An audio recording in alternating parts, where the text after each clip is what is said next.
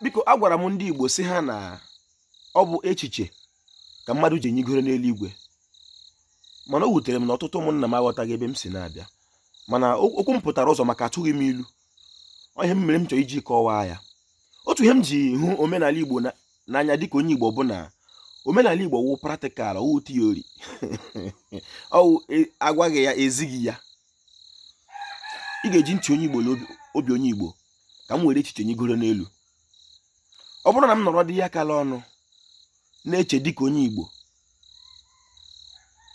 họteelụ m abụọ na Asaba, abụọ la Aba, skuulu m rụrụ ndị obodo m free education ha na-aga, mana be chọpstel abụọ nke dị n'ụlọ m. Nwunye nke mbụ m gara ahịa, nke abụọ nọ na kichin na-emetekwa ihe a ga-eri, nke atọ la akwa achara ezi.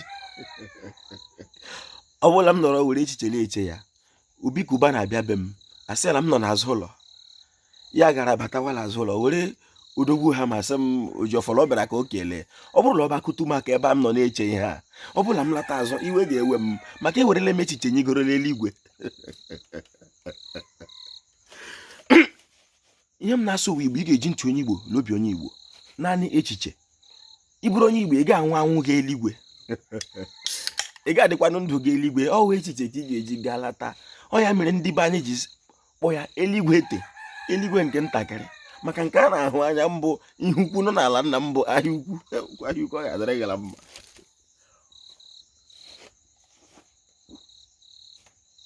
Ihe nna m gwara m ọ dị oke mkpa, gee ihe nna gị gwara gị ka ọ dịrị gị mma, maka Igbo erika, ọ ga-adịrị Igbo la mma. Ojiọfọ kelere Igbo, Igbo mma mmanụ a na-eji echiche nyigoro n'eluigwe. Ndewo.